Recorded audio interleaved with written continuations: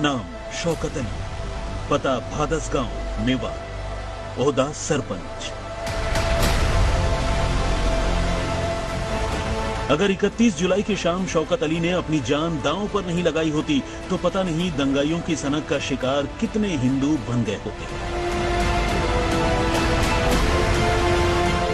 दरअसल जिस वक्त मेवात के अलग अलग हिस्सों में दंगाई अपने नापाक मंसूबों को अंजाम दे रहे थे, जिस वक्त भादस गांव के ही शक्ति सिंह को दंगाइयों ने जान से मार डाला, ठीक उसी वक्त गांव के सरपंच शौकत अली दंगाइयों से सीधे लोहा ले रहे थे। आज मेवात के दंगाइयों को मुंहतोड़ जवाब देने वाले शौकत अली के एक एक शब्द को आप बहुत गौर से सुनिए। सर, हम यहाँ 2, 4, 5 लोग थे पहले मेरे साथ, फिर हमने तादाद पता लगी कि भाई ज्यादा 400-500 आदमी आ रहे हैं, तो हमने अपने गांव से और आदमी बुला के और उनको थोड़ा धमकाया, बड़ी परेशानी से डरा कर लाठी यहाँ से ले गए हम, और लड़ने के लिए मैंने कहा हमको मार के आगे जाओगे, नहीं आगे नहीं जाने देंगे, तो हमने वो भगाए।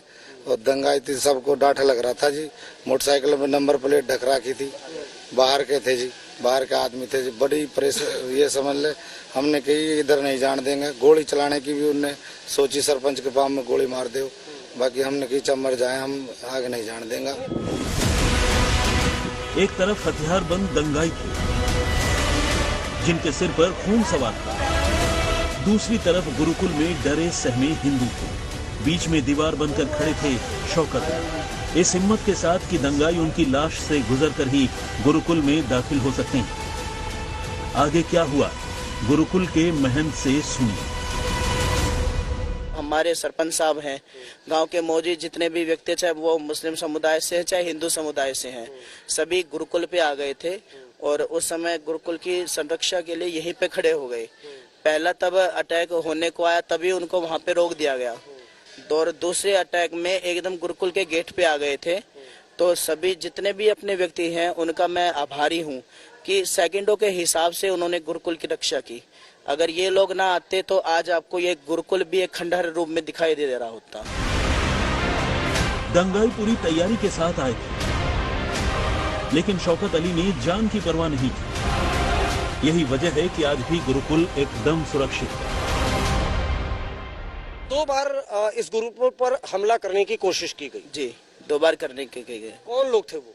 जी देखिए, जहाँ तक पता लग रहा है कि वो सारे बाहर के ही व्यक्ति थे, मुंह यहाँ तक ढक रखा था, किसी के पास फोन जैसे ऐसी कोई व्यवस्था नहीं लग रही थी, मोटरसाइकिलों पे आए थे, अन्यत्र कोई साधनों में आए हुए थे, तो भारी संख्या में कम से कम 250-300 व्यक्तियों के युवा ही लगभग थे। लेकिन शौकत जैसे लोगों की तारीफ करनी पड़ेगी, वो आते हैं और आचार्य तरुण के साथ बाकी गांव के आसपास के लोग आते हैं और तब जाकर ये जो पुराना गुरुकुल है इसकी रक्षा की जाती है।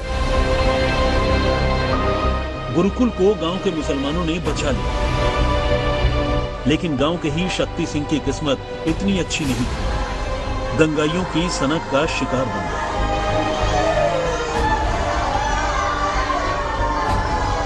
आज यहां मातम है क्योंकि दंगाइयों ने एक हंसते खेलते परिवार को उजाड़ा। और जो शक्ति है वो मिठाई का भी काम करता और छोटे मोटे काम करता था और अपने परिवार का राजमिस्त्री का काम करता था, अपने परिवार का पालन पोषण करता था। और ये बताया जा रहा है कि यहाँ पर हिंदू काफी संख्या में, कम संख्या में है। आज तक संवाददाता अरविंद ओझा से बातचीत के दौरान शक्ति सिंह के परिजनों ने पूरी आप बीती सुनी। सर, हमें जो है मांडगेड़ा हॉस्पिटल से सूचना मिली कि भादस गांव से कोई डेड बॉडी आई है, तो हम यहां से गए और जो है वहां हॉस्पिटल में जाकर के देखा तो वो हमारा भाई था। और 20% भी ना है, गांव में तो 2-3% है जी। और सरकार कोई भी आ जाए लेकिन हमारी कोई सुरक्षा नहीं है। भादस गांव में सिर्फ 2 से 3% हिंदू हैं, बावजूद इसके भाईचारा कायम रखा। दावा यही है कि दंगाई बाहर से आए थे।